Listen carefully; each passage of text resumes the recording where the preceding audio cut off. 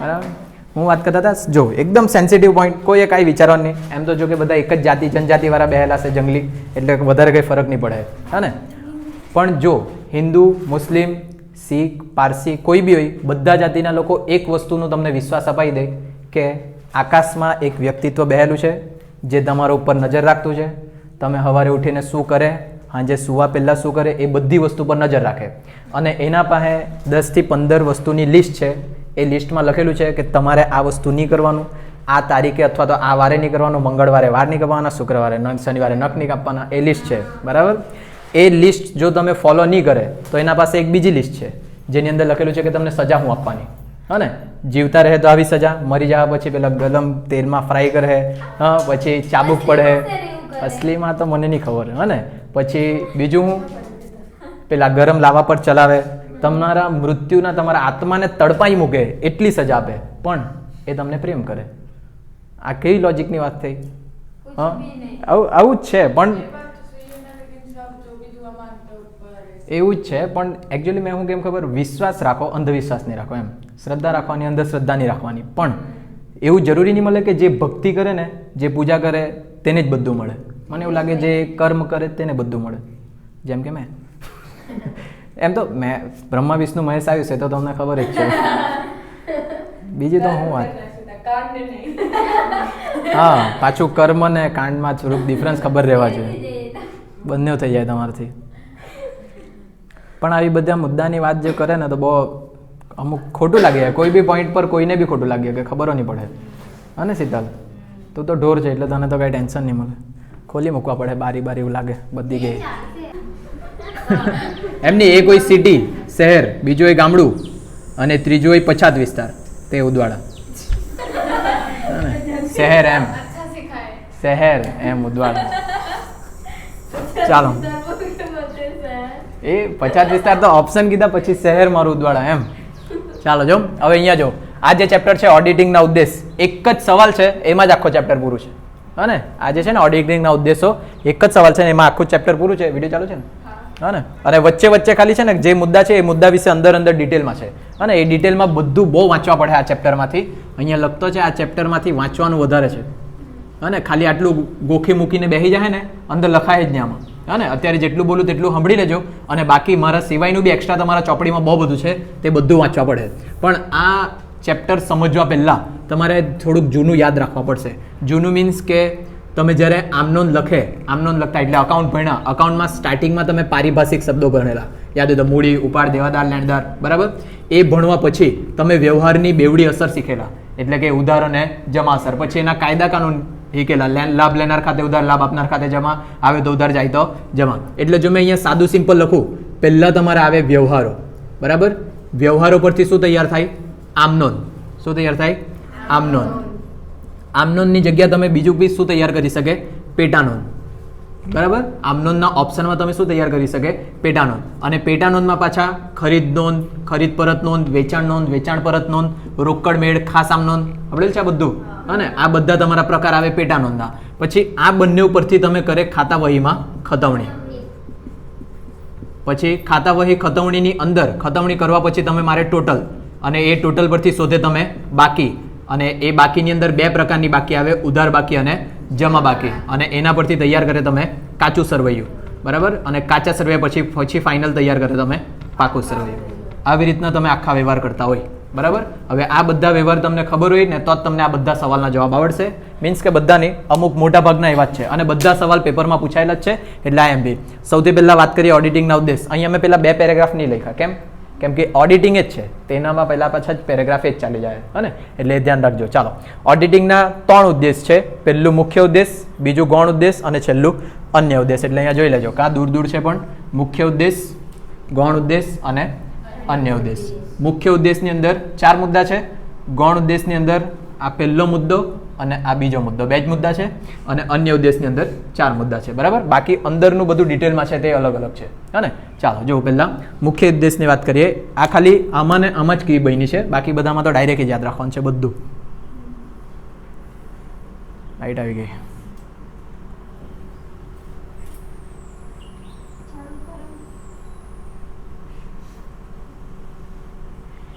Wet મને કી યાદ કરા લેવો. ચાલો હવે છે ને 2 જણ દોસ્તારની હતા, બેન હતા. કોણ કોણ બેન છે તમારામાંથી? કોઈ જો આંગળી ઊંચું કરતા, કેટલા ખરાબ, બધા બેન જ છે તમે લોકો. એમ આપસમાં કોણ કોણ બેન થઈ શકે તેવું છે? હર્ષા ને સાન્યા એમ કરી દે આપણે, હા ને? હર્ષા ને સાન્યા એકદમ ખાસમાં ખાસ બેન, એકદમ પાવરફુલ વાળી બેન. હા ને, પાવરફુલ મીન્સ કે એક ગુચ્ચો મારે બીજી બી મારે, એવી એકદમ ખાસ વાળી બંને બેનપણી.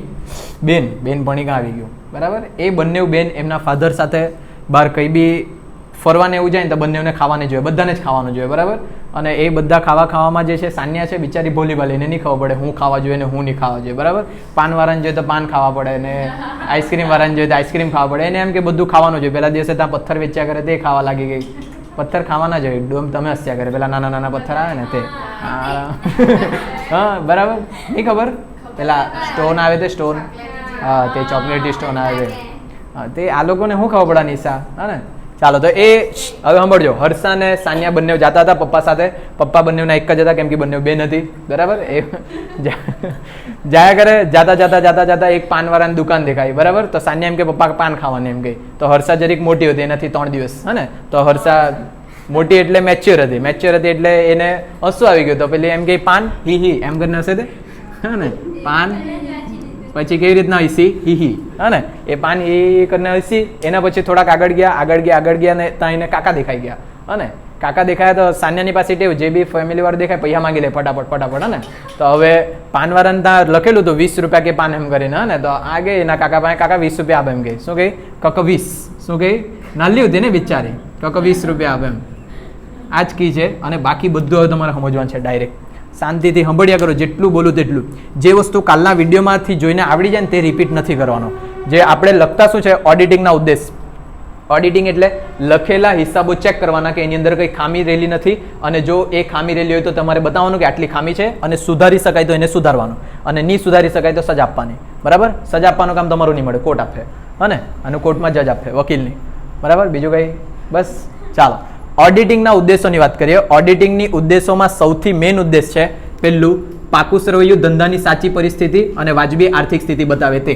એટલે કે જે તમે મિલકતો બતાવેલી છે અને દેવા બતાવેલા છે, મિલકતો જેટલી લખી છે ને તેટલી તમારા ધંધાની અંદર હોવા જોઈએ, અને જે દેવા છે ને તે વાસ્તવિક દેવા દેખાડેલા હોવા જોઈએ અહીંયા, અને કોઈ દેવું હંતાડેલું નહીં હોવા જોઈએ, બરાબર? આવી બધી વસ્તુ ધ્યાન રાખવાની. બીજું, તમને નહીં ખબર હોય ને તો મિલકતોની અંદર આવી એક મિલકત લખાય, અવાસ્તવિક મિલકત. અવાસ્તવિક મિલકત એટલે જે વાસ્તવમાં નથી તે છતાં અહીંયા લખેલી છે. હવે એવી મિલકત જો વધારે હોય ને તો તે ધંધો ફ્રોડ કરતો છે એવું સમજી જવાનું.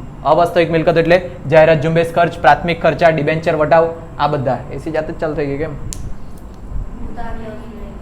ભૂત આ ગયા નહીં? लाइट जाके डायरेक्ट आ जा रही है तो ऐसा ही होगा ना. ચાલો શું વાત કરતા હતા? અવાસ્તવિક મિલકતોમાં. અવાસ્તવિક મિલકતોમાં જો એક મિલકત સમજાવું એટલે બધું ખબર પડી જાય. ધારો કે મેં જાહેરાત એટલે ખબર તમને, સાઈડ પર હોલ્ડિંગ કરેલી હોય બ્રિજની બાજુમાં મોટી હોલ્ડિંગ. ધારો કે 5 લાખ રૂપિયાની મેં હોલ્ડિંગ કરાવું તો હવે નેક્સ્ટ યર આવશે તો પાછું આ 5 લાખ રૂપિયા પાછા ખર્ચો કરાવે નહીં. એક વખત હોલ્ડિંગ થઈ ગયા તો મિનિમમ 5 વર્ષ સુધી તો રહી. આપણે અહીંયા ભાગ્યા 5 વર્ષ કરીએ તો 1 વર્ષનો ખર્ચો મારો કેટલો કહેવાય? 1 લાખ ખર્ચો કહેવાય. તો જ્યારે પાકું શ્રેય તૈયાર કરે ને તમે, તો પાકા શ્રેયની અંદર અહીંયા લખાય જાહેરાત ઉપલક ખાધું. શું લખાય? જાહેરાત ઉપલક ખાધું. એની અંદર 5 લાખ રૂપિયા લખાય ને દર વર્ષે 1 લાખ માંડી વાળવાના. એટલે 12 પાકા શ્રેયમાં એટલે કે મિલકત લેણા બાજુ કેટલા રૂપિયા બતાવેલા હોય તમે? 4 લાખ. એટલે મિલકત લેણા બાજુ બતાવેલા એટલે આ શું કહેવાય? મિલકત. તો જાહેરાત ઉપલક ખાતું તમે 4 લાખ મિલકત તરીકે બતાવેલું છે, વાસ્તવમાં એવી કોઈ મિલકત છે નહીં મળે, તો એટલે એને કહેવાય અવાસ્તવિક મિલકત. આવી અવાસ્તવિક મિલકત જો બહુ બધી હોય ને તો તમારા ધંધામાં કંઈ લાગ છે જ નહીં એવું જ સમજી જવાનું. અને પછી ભલે તમારું મિલકતનું ટોટલ 5 કરોડ કે 10 કરોડ કેમ નહીં જતું હોય, તેમાં દુનિયાભરની અવાસ્તવિક મિલકતે જોઈ તો પછી એ તમારો ધંધો કામનો નથી. એ જ વસ્તુ તમારું જોવાય શેમાં? ઓડિટિંગની અંદર, કે પાકું શ્રેય ધંધાની સાચી સ્થિતિ અને વાજબી આર્થિક સ્થિતિ રજૂ કરતું છે કે નહીં. પછી નફા નુકસાન ખાતું ધંધાનો સાચો નફો દર્શાવતો છે કે નહીં. હવે આ જે તમે લખે 1 લાખ, 1 લાખની જગ્યાએ જો તમે 5 લાખનો ખર્ચો બતાવી દે તો, ખર્ચો એટલે નફા નુકસાન ખાતાની ઉધાર બાજુ બતાવવાના, 5 લાખનો ખર્ચો બતાવે દુનિયાભરનું નુકસાન આવી જાય એની અંદર, હા ને? અને એ નુકસાન ખોટું કહેવાય. તમે નુકસાન બી લાવવા કરે અમુક ધંધાવાળા. કેમ કે જો નફો થાય ને તો નફો થાય તો તમારા કંપનીએ શેર પર ડિવિડન્ડ આપવા પડે, અને શેર પર ડિવિડન્ડ નહીં આપવા માંગે ને એના કારણે એ લોકો નફો ઘટાડી દે, એટલે કે નફો બતાવવાની માંગે. જો 5 લાખનો નફો થયો અને મારે ઇક્વિટી શેર હોલ્ડરોને 10% ડિવિડન્ડ આપવાનું હોય તો મારે 50,000 રૂપિયા આપવા પડે, બરાબર? પણ જો મેં આ 5 લાખમાંથી 4 લાખ અનામત ખાતે લઈ જામ તો સામાન્ય અનામત, એટલે મારા પૈસા ઉઠે, નફો ઓછો થઈ ગયો. આ 4 લાખ તો મારા ધંધામાં જ રહેવાના ને, પણ આ હવે નફો કેટલો થઈ ગયો મારો 1 લાખનો, અને 10% ડિવિડન્ડ પ્રમાણે મારે કેટલા રૂપિયા આપવા પડે? ખાલી 10,000. એટલે મારા કેટલા રૂપિયા બચી ગયા? 40,000. ખબર પડે? આવી રીતના ધંધામાં નફો ઓછો કરીને પૈસાનો ગપલો કરવામાં આવે. બરાબર? ગપલો is the not good word. ઉચાપત કરવામાં આવે. બરાબર? ઉચાપત આગળ આવે ધીરે ધીરે. પછી હિસાબો બરાબર લખાય છે કે નહીં એ તો હવે નોર્મલ વસ્તુ છે, એ ચેક કરવાનું ઓડિટિંગનું કામ છે. હિસાબી પદ્ધતિ પૂરતી અને ખામી રહિત છે, એટલે કોઈ ખામી હાથે નહીં કરેલું છે. ખામી એટલે આ બધા કાયદા કાનૂનનો હરખી રીતના પાલન કરેલું હોવા જોઈએ, કોઈ ખામી નહીં રહેવા જોઈએ. આ એના કયા ઉદ્દેશ છે? મુખ્ય ઉદ્દેશ. એના પછી આવશે ગૌણ ઉદ્દેશ. ગૌણ ઉદ્દેશની અંદર 2 છે. પહેલું હિસાબી ભૂલો શોધી કાઢવી અને અટકાવવી. એની અંદર તમારા ભૂલના પ્રકાર આવે કે કયા કયા પ્રકારની ભૂલ આવે. તમે 12મા ધોરણના હતા, 12માની અંદર સેકન્ડ ચેપ્ટર હતું કે 11માની અંદર સેકન્ડ ચેપ્ટર હતું ભૂલ સુધારણા, યાદ છે? એમાં આવતું કાચા સરવૈયાને અસર કરતી ભૂલો અને કાચા સરવૈયાને અસર ન કરતી ભૂલો. એટલે કે અહીંયા જે તમે કાચું સરવૈયું બનાવે ને તેને અસર કરતી છે કે નથી કરતી. તેમાં પહેલી છે ખતવણીની ભૂલ. ખાતાવહી ખતવણી એટલે તમને યાદ હોય તો તારીખ વિગત નોપા રકમ, તારીખ વિગત નોપા રકમ. હા ને? ધારો કે મેં અહીંયા ખાલી આવી રીતના ઉધાર જમા એમ કરીને 2 બાકી બનાવી દઉં. હવે અહીંયા છે ખતવણીની ભૂલ. ખતવણી એટલે અહીંયાથી તમે ખતવણી કરતા છે ખરીદ ખાતે ઉધાર તે રોકડ ખાતે. અહીંયા તમે ખરીદીનું ખાતું બનાવે, ખરીદ ખાતે ઉધાર એટલે ખરીદ ખાતાની ઉધાર બાજુ લખાવા જોઈએ. પણ જો તમે જમા બાજુ લખી દીધું, આ જમા બાજુ 500 રૂપિયા લખી લીધા, તો જે પૈસા આવશે તે તમે કાચા સરવૈયામાં લઈ જશે, એટલે કાચું સરવૈયું ખોટું આવે. એટલે જો ખતવણીની ભૂલ કરી તો તમારું કાચા સરવૈયામાં ભૂલ આવશે. એટલે અહીંયા એ જ છે કાચા સરવૈયાને અસર કરતી ભૂલો બધી. પછી ખોટી રકમથી ખતવણી. અહીંયા સેમ વાત કરું, 5,000 રૂપિયા લખવાની જગ્યાએ તમે 500 રૂપિયા લખી દીધા, પાછું કાચા સરવૈયામાં લાવે એટલે અહીંયા પાછું ખોટું પડે.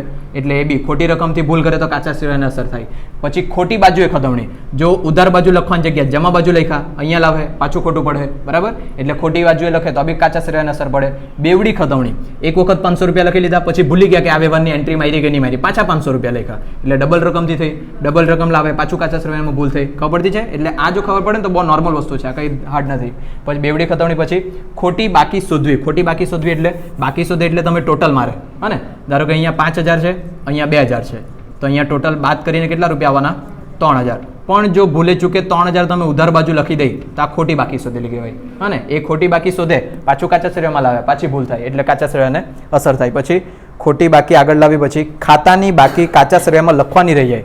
ધારો કે અહીંયા મેં ઉધાર બાકી શોધી, ઉધાર બાકી આવી ખરીદ ખાતાની 20,000, પણ કાચા સરવૈયામાં લખવાનું જ ભૂલી ગયો તો બી કાચા સરવૈયાની ટોટલની 2, એટલે એ બી તમારી ભૂલ છે. પછી ખાતાની બાકી કાચા સરવૈયામાં ખોટા ખાનામાં લખવી. બરાબર? અહીંયા ઉધાર બાકી હતી પણ કાચું સરવૈયું તૈયાર કરતી વખતે જમાના ખાનામાં લખી દીધું તો બી કાચા સરવૈયાની ટોટલ નહીં આવે. પછી પેટા નોંધના સરવાળાની ભૂલ. પેટા નોંધ એટલે કે આ પેટા નોંધમાં ખરીદ નોંધ, વેચાણ નોંધ, ખરીદ પરત, રોકડ મેળ આ બધા આવે ને. જો ટોટલ મારે ખરીદ નોંધનું ટોટલ 50,000 થવા જોઈતું હતું, પણ તમે ભૂલથી ખોટું ટોટલ માનને 40,000 લખ્યું, અને એ 40,000 ખરીદ ખાતા તરીકે કાચા સરવૈયામાં લાવે તો પાછું કાચા સરવૈયાને અસર થાય. એટલે ટૂંકમાં આટલી જેટલી ભૂલ કરે ને એ બધી ભૂલના કારણે આના પર અસર થાય અને આ તમારું ખોટું આવે કાચું સરવૈયું. એટલે તમે જ્યારે બી ભૂલ થાય ત્યાં શું લખે? પાછું ઉપલક ખાતે. અને ભૂલ ચેક નહીં કરવામાં આવે. જો આવું કોઈ ઉપલક ખાતું દેખાય ને તો ઓડિટરે ઓડિટિંગ કરતી વખતે ખાસ જોવાનું કે આ ઉપલક ખાતું શેનું લખેલું છે. અને ઘણી વખત પૈસા ધંધામાંથી કાઢીને અહીંયા ગોટાળા કરીને આ ઉપલક ખાતે લખેલું હોય, પછી એ લોકો એમ કે અમને તો હિસાબ નહીં મળે તો અમે ચેક કરો એમ કરીને. ખબર આ વસ્તુ? ખાલી આ વસ્તુ તમારી શીખવાની શું છે? ભૂલના પ્રકાર કયા કયા છે તે. અને એમાં પહેલો પ્રકાર આપણે જોઈએ કાચા સરવૈયાને અસર કરતી. હવે નેક્સ્ટ જોઈએ જેનાથી કાચા સરવૈયાને અસર નહીં થાય. વિસરચૂક. વિસરચૂક એટલે ધારો કે તમારો પહેલો વ્યવહાર છે 100 રૂપિયાનો માલ રમેશ પાસેથી ખરીદ્યો. વિસરચૂક એટલે ભૂલી જવાનું. ખબર પડે? જો આ વ્યવહાર મેં લખવાનો જ ભૂલી જાઉં તો કાચા સરવૈયામાં અસર પડે? નહીં પડે. કેમ કે આની 2 અસર થાય, એક ઉધાર અસર અને એક જમા અસર. અને એ જ એક્સેસ થાય તમારા કાચા સરવૈયાની અંદર. એકાદ ઉધાર બાજુ આવશે ને એકાદ જમા બાજુ. જો બંને બાજુ નહીં આવતો હોય તો આની કોઈ અસર થવાની નથી. એટલે જો વિસરચૂક, વિસરચૂક એટલે જો વ્યવહાર લખવાનો જ ભૂલી જાય, કોઈ વસ્તુ નોંધવાની જ રહી જાય તો તેના કારણે કાચા સરવૈયાને કોઈ અસર થાય નહીં. પછી સિદ્ધાંતની ભૂલ. સિદ્ધાંતની ભૂલ એટલે જો અહીંયા વ્યક્તિ ખાતું, માલ મિલકત ખાતું અને ઉપજ ખર્ચ ખાતું આવા 3 નિયમ આવે. બરાબર? એ વ્યક્તિ ખાતાના નિયમની અંદર લેનાર ખાતે ઉધાર, આપનાર ખાતે જમા. માલ મિલકતનો નિયમ આવે તો ઉધાર અને જાય તો જમા. અને ઉપજ ખર્ચમાં ખર્ચ કે નુકસાન ખાતે ઉધાર અને નફા કે આવક ખાતે જમા. આવો કાયદો છે. હવે એ કાયદાની વાત કરીએ. આ એના નામાના સિદ્ધાંત કહેવાય. હવે એ નામાના સિદ્ધાંતની અંદર અહીંયા જો મેં બેંક લખું તો બેંક શેમાં જાય? વ્યક્તિ ખાતામાં જાય. બરાબર? હવે વ્યક્તિ ખાતા પ્રમાણે મેં ધારો કેમ કે બેંકમાંથી પૈસા ગયા એટલે કે તમે પૈસા ચૂકવ્યા, ચેક આપ્યો બેંકમાંથી. અને તો તમારે કાયદો શું જોવાનો હોય? બેંક શેમાં જાય? વ્યક્તિમાં. બેંકમાંથી ચેક આપે એટલે બેંક પૈસા આપનાર બને. આપનાર ખાતે શું થાય? જમા. પણ ઘણી વખત છે ને આ બેંકને માલ મિલકતમાં લઈને આવે, એવું કહે ને તમે બેંકમાંથી રોકડ જાય તો જમા, તો એ કાયદા પ્રમાણે બી તમારું જમા થાય, ખબર પડે? એટલે આ સિદ્ધાંત લગાડવાની જગ્યાએ તમે જો આ સિદ્ધાંત લગાડે ને તો બી કાચા શ્રેયમાં તો કોઈ ફરક નહીં પડે. જોઈશું બધાને. પછી નેક્સ્ટ ભરપાઈ ચૂકની ભૂલ. ચાલો ભરપાઈ ચૂકની ભૂલમાં જો અહીંયા ધારો કે રોકડ ખાતે ઉધાર થવાના હતા 100 રૂપિયા, બરાબર, અને ખરીદ ખાતે જમા થવાના હતા 100 રૂપિયા. આ ભૂલ મતલબ આ સાચું થવા જોઈતું હતું. તમે ભૂલથી રોકડ ખાતે જમા કરી દીધું 100 રૂપિયા અને ખરીદ ખાતે ભૂલથી ઉધાર કરી દીધું 100 રૂપિયા. તો આ બંને ભૂલ છે, પણ એક ભૂલ બીજાને એડજસ્ટ કરતી છે, એટલે કે એક ભૂલની ભરપાઈ બીજી ભૂલ કરી આપતી છે. આવી ભૂલ ભરપાઈ થઈ ગયેલી હશે ને તો બી કાચું શ્રેય બેસી જાય, ખબર આ બધાને. પછી નેક્સ્ટ મૂળ ચોપડો લખતી વખતે. મૂળ ચોપડો લખતી વખતે એટલે જ્યારે તમારા વ્યવહાર થતા હતા ને, આ લખ્યો ને આપણે 100 રૂપિયાનો મારો રમેશ પાસેથી ખરીદેલો, ધારો કે 100 રૂપિયાની જગ્યાએ તમે અહીંયા ભૂલથી 1000 રૂપિયા લખી દીધા તો બી તમારે લાસ્ટ સુધી જવાબ તો બેસી જાય, હા ને. પણ એ તમારી કેવી ભૂલ કહેવાશે? મૂળ ચોપડો લખતી વખતની ભૂલ. પછી સાચી રકમ સાચી બાજુ પર પરંતુ ખોટા ખાતે ખતાવવાની ભૂલ. ચાલો અહીંયા જો, અહીંયા લખીએ ખાતાવહી ખતવણીમાં ધારો કે મેં તૈયાર કરતો છે ખરીદ ખાતું. હવે ખરીદ ખાતું લખું અને અહીંયા એકાદ આમનો છે ખરીદ ખાતે ઉધાર તે રમેશ ખાતે 500 રૂપિયા, બરાબર. આ એમ એકચ્યુઅલી છે ને આ એક અકાઉન્ટનો જ ભાગ છે, એટલે બધું અકાઉન્ટ જેવું લાગતું છે પાછું. ને આ બહુ હેલ્લું છે જો 11-12માં ભણેલા હોય તો. જો આ ખરીદ ખાતે ઉધાર, તો ખરીદ ખાતાની કઈ બાજુ લખવાનું મારે? ઉધાર બાજુ. કેટલા રૂપિયા રકમમાં? 500 રૂપિયા. વિરુદ્ધ નામમાં શું લખવાનું? વિરુદ્ધનું નામ એટલે રમેશ ખાતે. પણ રમેશની જગ્યાએ મેં ભૂલથી અહીંયા લખી દેમ રાકેશ ખાતે, બરાબર. જો શું છે? સાચી રકમ સાચી બાજુ, સાચી રકમ લખી 500, ઉધાર બાજુ એટલે સાચી બાજુ લખી, પણ ખોટા ખાતે ખતાવવાની ભૂલ. અહીંયા નામ કોનું લખી દીધું મેં ભૂલથી? રાકેશનું. હવે તમારા ચોપડામાં રાકેશનું નામ હોય કે રમેશનું નામ, હિસાબ તો બેસી જાય ને 500 રૂપિયા પ્રમાણે. એટલે આવી જ્યારે ભૂલ થાય ને તો તેવી ભૂલના કારણે કાચા શ્રેયને અસર થતી નથી. એટલે પેપરમાં પૂછાશે કે ભૂલના પ્રકાર સમજાવો, તો પછી આ બધા પ્રકાર તમારે સમજાવવા પડશે, જેવી રીતના મેં સમજાવ્યા તેવી રીતના. હારા હજુ તમે વાંચશે ને હજુ તો એટલું ડિટેલમાં નોલેજ મળે ને, આ ચેપ્ટર વાંચે તો વધારે સારું પડે તમને, ને ખાલી મોડે જ કરીને બેસી નહીં રહેતા. ક્લિયર છે આટલું જેટલું સમજાયું અત્યાર સુધી? હવે નેક્સ્ટ વધીએ આગળ. છેતરપિંડી કે ગોટાળા. હજુ જો આમાં હજુ આગળ હતું, આગળ મીન્સ કે આ કાચા શ્રેયને જે અસર કરતી ભૂલો છે તે જ તમે શોધી શકે. પેલી ભૂલો તો શોધી બી નહીં શકે તમે. ખબર કેવી રીતના પડવાની? ભૂલ અહીંયા ટોટલ બેસી ગયેલું બધું તો તમને ખબર બી નહીં પડે ભૂલ આવી એમ, હા ને. તો પેલી ભૂલ તમે શોધી નહીં શકે, આ ભૂલો તમે શોધી શકે. આ શોધીને અટકાવવાની કેવી રીતના ને તેની આગળ વાત કરું આપણે, બરાબર. આની આગળ લખી દેતો તો બહુ લાંબુ થઈ જાય એટલે. ચાલો પછી અહીંયા છેતરપિંડી કે ગોટાળા શોધી કાઢવા અને અટકાવવા. હવે છેતરપિંડી એટલે અને ગોટાળાને આ બધું તમને નોર્મલ ખબર પડી જ જાય કેવી રીતના થતો હોય તે, પણ એ ડિટેલમાં અહીંયા સમજીએ.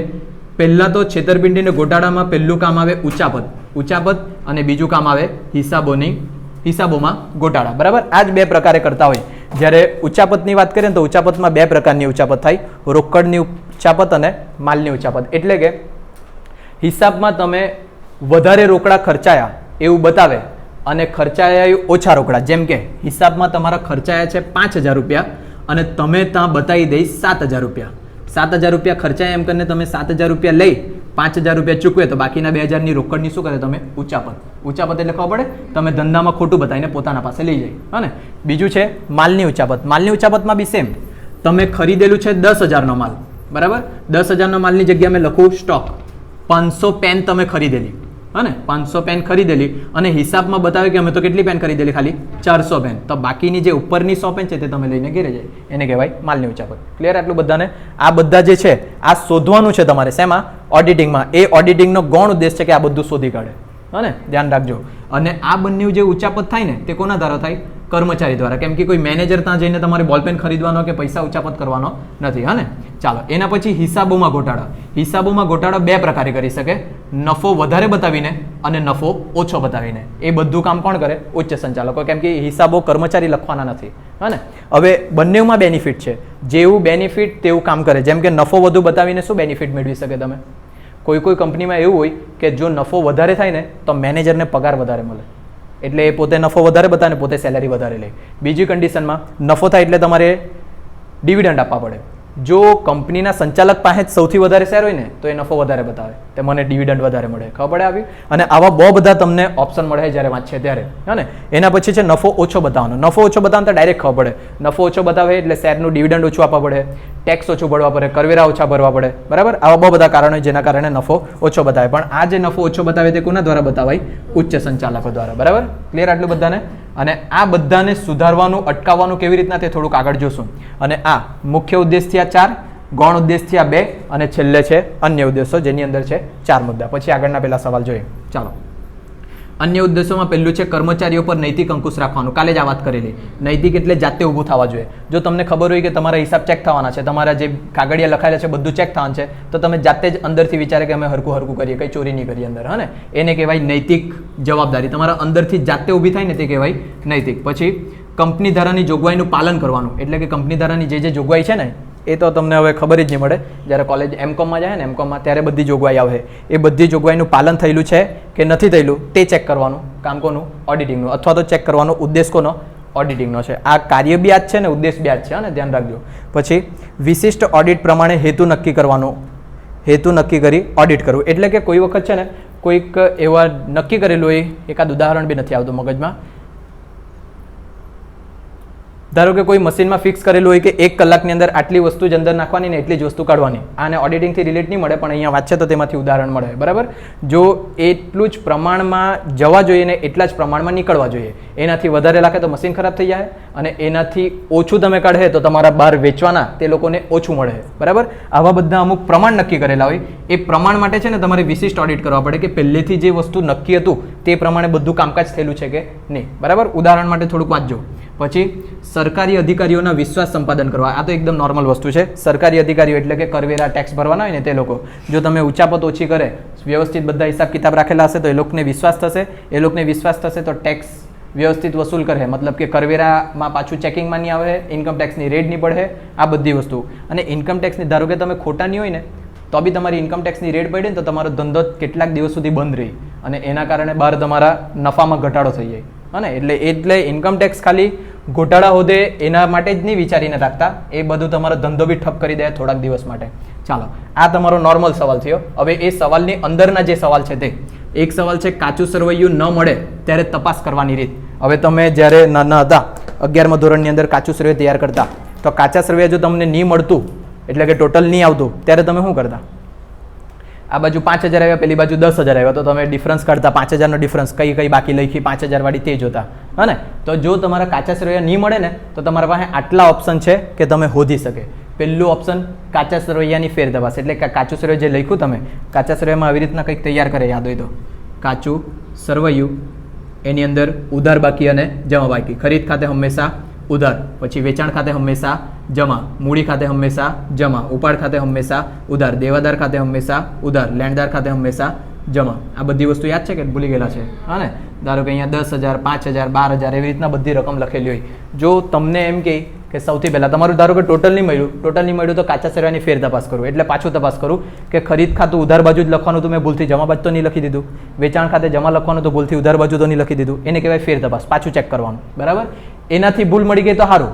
જો નહીં મળ્યું ને તો ખાતા વહીની તપાસ કરવાની. ખાતા વહી એટલે આ ખરીદ ખાતે 10000 આવ્યા ક્યાંથી? ખાતા વહીમાં ખતમણી કરી હશે ને બાકી શોધી હશે ત્યાંથી. તો એ બધા ખાતા ચેક કરવા જવાનું. જેટલા ખાતા છે બધા ચેક કરો. જો એમાંથી ભૂલ મળી ગઈ તો સારું, નહીં મળી તો પછી રોકડ મેળ અને પેટા નોંધ પર જાઓ. રોકડ મેળ ને પેટા નોંધ એટલે અહીંયા જાઓ. કાચા સરવૈયામાં પહેલાં શોધી જાઓ. નહીં મળી તો ખાતા વહીમાં જાઓ. એમાં નહીં મળી તો અહીંયા આમ નોંધ ને પેટા નોંધમાં જાઓ.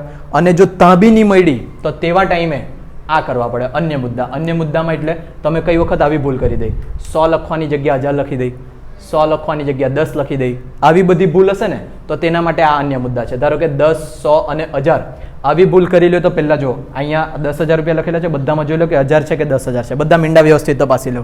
જો પછી બી નહીં મળી તો તમારે શું કરવાનું તે?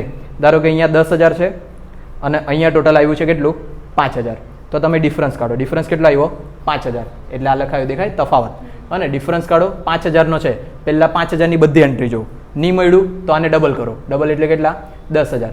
10000ની બધી એન્ટ્રી જોઉં. તો બી નહીં મળ્યું તો આને અડધા કરો. અડધા એટલે કેટલા? 2500. અને એની તપાસ કરો. જો એ બી નહીં મળ્યું તો આ છેલ્લો ઓપ્શન. એના સિવાય જો આ બધાથી નહીં મળ્યું તો તમારું કાચું સરવૈયું નહીં મળે. બીજી શું ભૂલ થાય તમારાથી ખબર? તમે 96 લખવાની જગ્યાએ 69 લખી દઈ, 45 લખવાની જગ્યા 54 લખી દઈ, આવી ભૂલ બી થઈ શકે. એવી ભૂલ શોધવા માટે જે ટોટલ આવ્યું ટોટલના તફાવતને 9 વડે ભાગાકાર કરો, એટલે પેલા 5000 આવેલા ને ભાગ્યા 9 કરો, જે રકમ આવી ને તે રકમ ચેક કરો, જો મળી ગયું તો તમારું કાચું શ્રેય મળી જાય, નહીં તો નહીં મળે. આ એકચ્યુઅલી એક તો અકાઉન્ટ જ્યારે ભણાવે ને 11મા ધોરણમાં ત્યારે જ આ વસ્તુ કીધેલી હોય તો વધારે સારું પડે, પણ ત્યારે સિલેબસમાં નથી. ઘૂસી ગયા બધું, કંઈક બહુ હાર્ડ નથી, બહુ નોર્મલ વસ્તુ છે, પણ વાંચવા પડે. પછી અહીંયા જે આપણે વાત કરીએ ને રોકડની ઉચાપત ને માલની ઉચાપત, એ રોકડની ઉચાપત આટલા પ્રકારે કરી શકે તમે. આ તો ઉલટાકનો આઈડિયા આપ્યા કરે બુકમાં તમને, હા ને. રોકડની ઉચાપત તમે વેચાણ દ્વારા કરી શકે, ખરીદી દ્વારા, રોકડ આવક દ્વારા અને રોકડની જાવક દ્વારા, બધી રીતના કેવી રીતના તે જો. થોડાક જેટલા પોઈન્ટ મને ખબર તે જોઈ લો.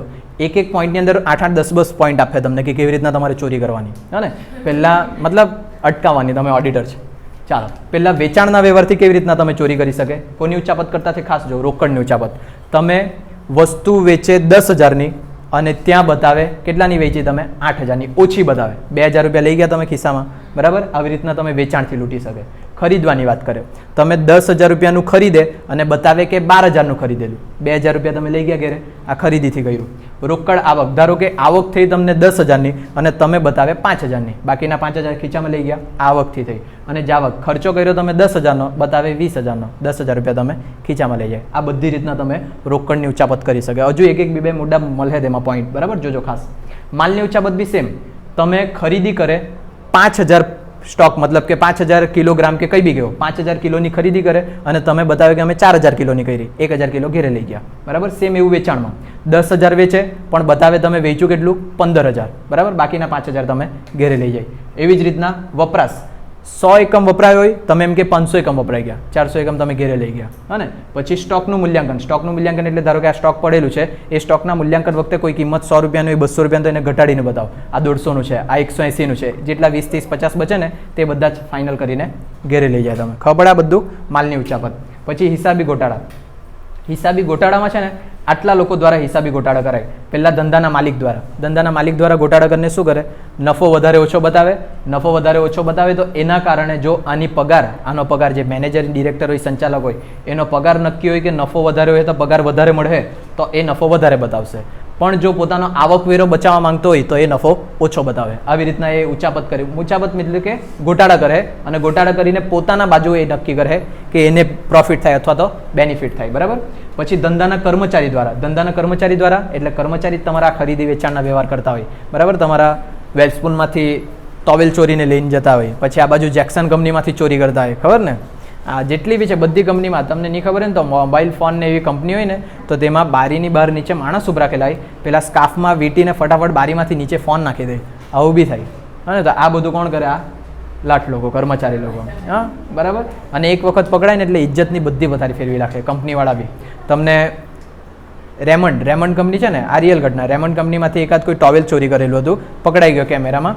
તો સવારે જ્યારે એની પેલી જોબ ચાલુ થઈ ને ત્યારથી લઈને 3 શિફ્ટ થાય, ખબર.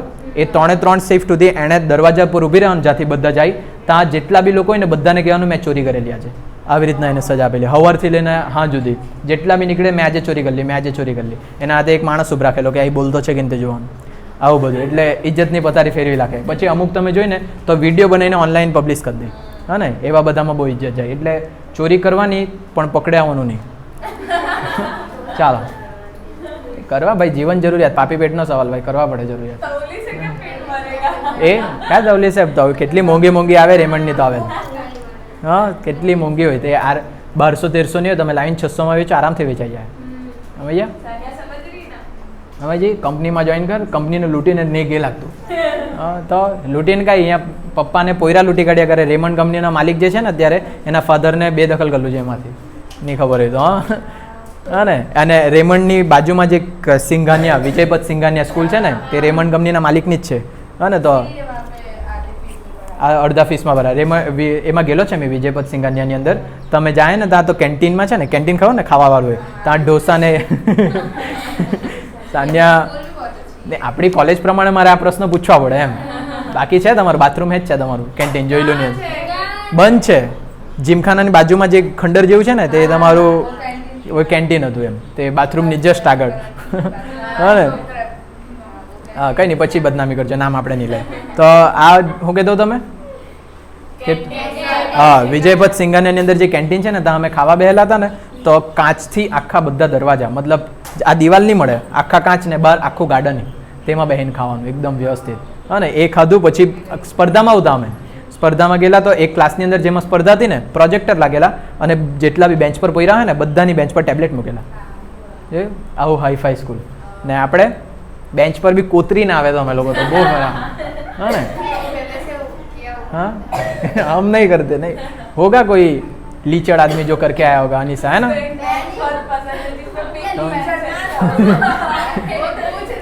ऐसा क्वेश्चन मार्क तो क्या अभी भी 12वीं के क्लास में कबर्ड के ऊपर मेरा नाम लिखा हुआ है.